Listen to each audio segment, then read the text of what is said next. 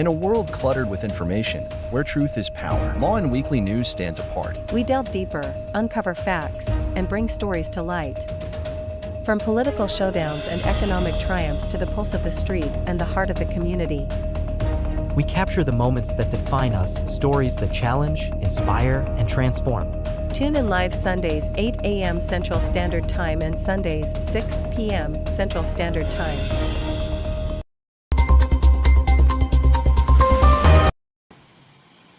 I am Nesca, and tonight we bring you the latest stories around the state of Texas, especially in the greater Houston region. So sit back, relax, and let Lawin Weekly News be your guide to the news that matters most.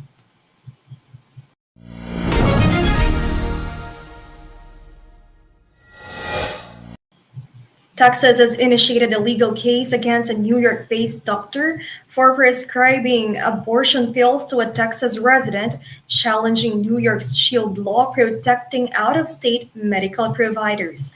The lawsuit filed by Texas Attorney General Ken Paxton accuses Dr. Margaret Carpenter of providing abortion drugs to a 20-year-old woman residing in Texas. The complaint states that the medication, which was mailed from New York, was taken by the woman when she was approximately 9 weeks pregnant. Following the administration of the drugs, the woman reportedly suffered from severe bleeding and sought medical assistance from her partner, who was allegedly unaware of the pregnancy. Under Texas law, performing or facilitating an abortion is prohibited, carrying severe penalties including hefty fines and potential long-term imprisonment.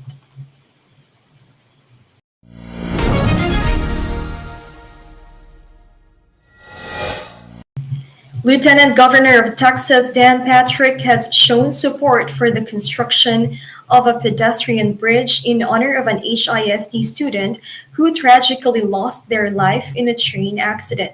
Patrick intends to request State Senator Carol Alvarado from Houston to propose a bill in the upcoming legislative session. The bill would aim at constructing the bridge and naming it after the deceased student, Rodriguez. The lieutenant governor has also stated his intention to appeal to state legislators for financial backing for the bridge project. This request for funding assistance will be made in the event that Union Pacific Railroad does not cover the costs associated with the transaction. The proposed project aims to improve safety and memorialize the student.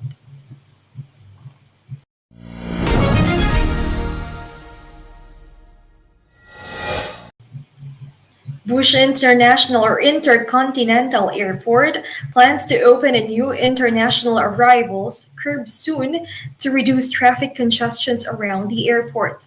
Officials say this change will coincide with the closure of the temporary Terminal E curb. The move will restore the airport's original four-lane exit configuration. By returning to the original four-lane exit, officials hope that traffic will move more smoothly and efficiently. Officials believe these upgrades will help the airport maintain increasing passenger volumes in the future. The opening of the new international arrivals curb is a key component of these modernization efforts.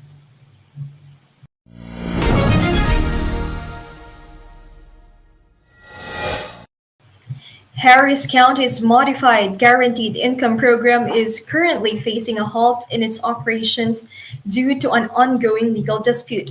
Nearly 2,000 families identified as living below 200% of the federal poverty line were chosen to receive monthly financial assistance through this initiative. The program aimed to distribute $500 each month to these families using preloaded debit cards, with the first payments initially scheduled for January. Harris County officials viewed this as a progressive step towards alleviating poverty within the region.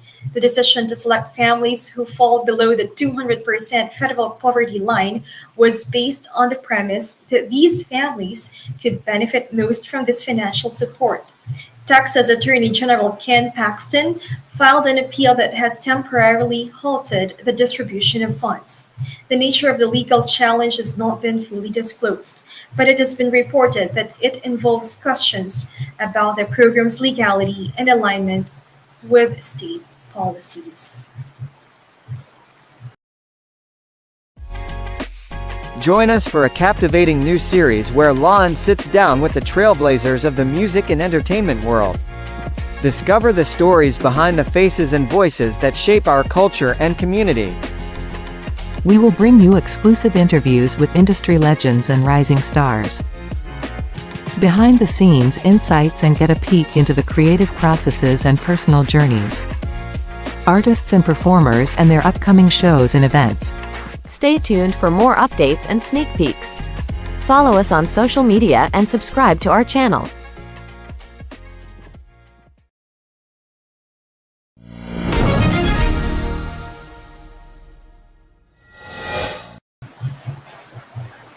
The Texas Department of Transportation, or TXDOT, is advancing its I-35 Capitol Express Central project, which involves the demolition of the Martin Luther King Jr. Boulevard Bridge. The I-35 corridor in Austin is known for its heavy traffic, affecting thousands of commuters daily. The Capitol Express Central project aims to alleviate these traffic woes by expanding the highway and upgrading infrastructure. The project has been in planning for several years, with TXDOT conducting numerous studies and public consultations to determine the best course of action.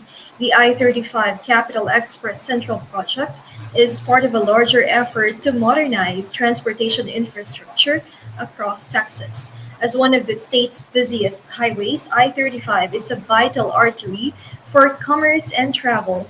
The expansion aims to improve safety and efficiency, catering to the growing population and the increasing volume of vehicles on the road.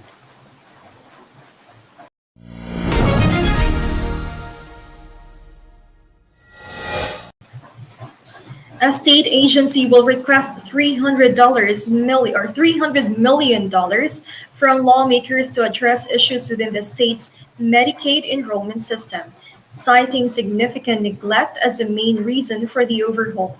The Texas Health and Human Services Commission's proposed solution involves hiring additional staff and updating the online application system, efforts aimed at streamlining the enrollment process. Currently, applicants face lengthy wait times, often extending 4 months, before receiving approval for Medicaid benefits. Texas is one of the largest Medicaid programs in the United States. However, the system has faced criticism over its efficiency and accessibility. The proposed plan involves hiring more staff members, as it is expected to help reduce the backlog of pending applications. The state agency aims to cut down the time applicants must wait for the Medicaid benefits. Updating the online application system is another key aspect of the proposed funding. The goal is to simplify and expedite the application process.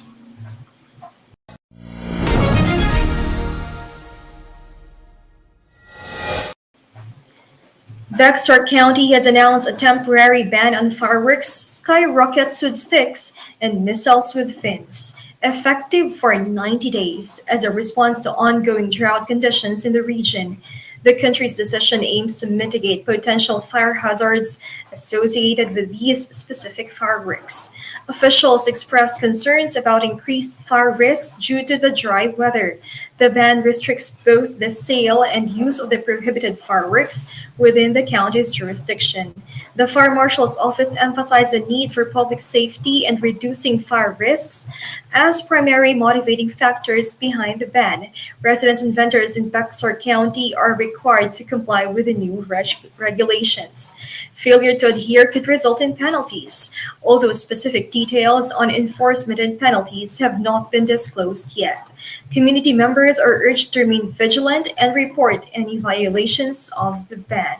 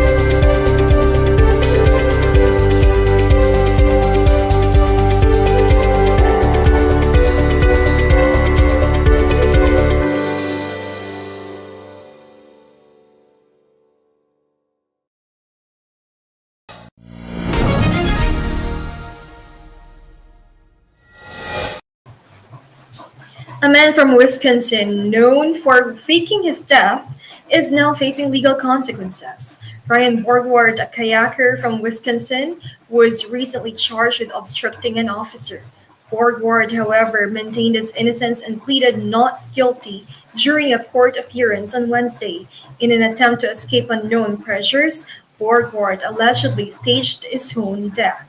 Authorities later discovered that he had left the country, which led to further scrutiny. The case began when law enforcement received reports from Borgward's presumed death. According to the police, Borgward had orchestrated an elaborate plan, misleading friends, family, and officials to believe he had perished. The motive behind his act remains unclear, but the authorities were determined to uncover the truth.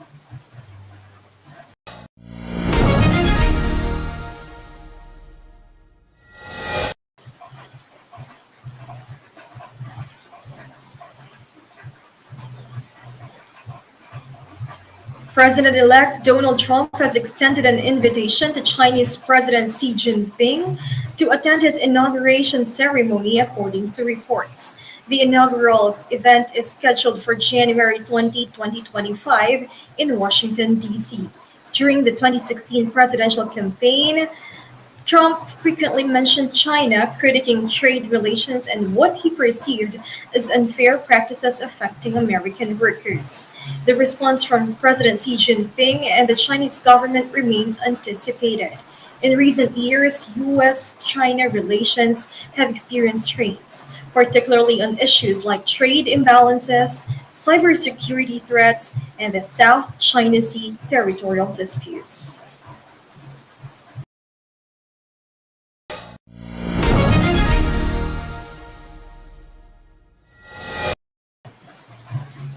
Vice President Sara Duterte has stated that she will not reveal the details of how she spent 612 million pesos in confidential funds during her tenure of the Office of the Vice President or OVP and Department of Education or DepEd. She maintains that the funds were allocated for national security purposes. Several lawmakers have raised questions about the transparency and accountability concerning the use of these funds. Some committee members have suggested that Duterte and other officials could face legal actions, including plunder charges. The allegation involves not only Duterte but also several executives within the DepEd and OVP. A report from the panel outlines potential violations, including technical malversation and other offenses related to the misuse of government resources. Duterte has urged members of the House of Representatives to extend their investigation to include the Office of the President. She has questioned why the President's confidential funds are not also under scrutiny, indicating that similar financial practices are employed there. During the inquiry, it was discovered that some receipts for these funds bore unusual names like Mary Grace Piatos, sparking further speculation. Duterte, however, has refused to explain these details, citing the confidential nature of the expenses.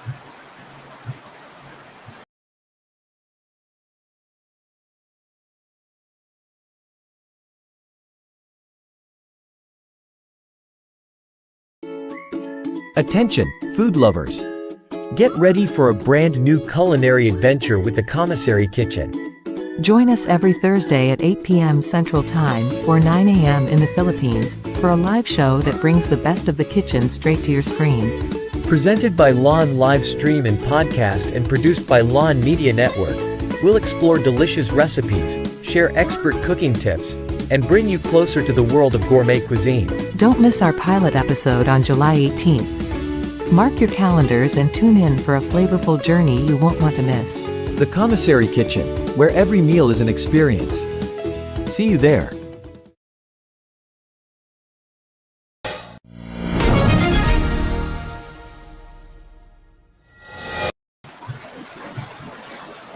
The family of a 30-year-old Hannah Kobayashi, who went missing after arriving at Los Angeles International Airport, has confirmed that she has been found safe. Kobayashi went missing on November 8 after arriving at Los Angeles and not boarding her scheduled connecting flight to New York. She was reportedly visiting family in New York, but instead of continuing her journey, she stayed in Los Angeles. Her family began the search after she did not arrive in New York and was last seen on November 11 at Los Angeles. TMZ reported that Kobayashi reassured her family about her safety during a phone call. Details about her whereabouts during her absence remain undisclosed. Los Angeles Police Department Chief Jim McDonnell announced that Kobayashi was seen as video crossing the border into Mexico on November 12th. Or police stated that she voluntarily traveled to Mexico with no signs of foul play.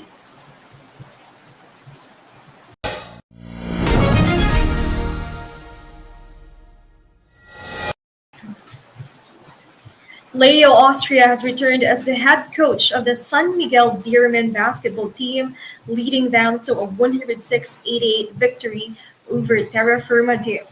Austria's return replaced George Gallant, who has transitioned to a consultant role within the team. The decision to bring Austria back was likely influenced by his success with the team in the past. Austria has led to Beermen to 9 PBA championships, establishing himself as one of the league's most successful coaches. The game against Terra Firma Dip was crucial for the Beermen as they sought to regain their from the PBA session. Austria's presence and strategic insights were evident as the Beermen exhibited a strong performance on both offense and defense. The team's players seemed to thrive under Austria's leadership, showcasing a level of cohesion and determination that had been missing in their previous games.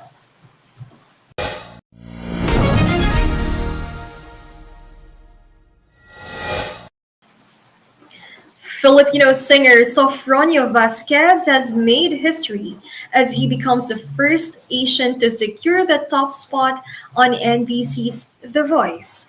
Vasquez, 32 from Mindanao, Philippines, emerged victorious in the season 26 finale of the popular American singing competition. His win marks a significant achievement, highlighting Filipino talent on the global stage. The finale, broadcast on Tuesday night in the United States, showcased outstanding performances from the finalists. His emotional and technically brilliant performances captivated both the judges and the audience, leading to his triumph. Vasquez coach, renowned singer Michael Bublé, expressed his pride in his mentee's achievement. Bublé, who has been a coach on the show for several seasons, celebrated his first victory with Vasquez's win. The win secured Vasquez a grand prize of $100,000 and a record deal with Universal Music Group. Vasquez's success on The Voice adds to the growing recognition of Asian talent in the global entertainment industry.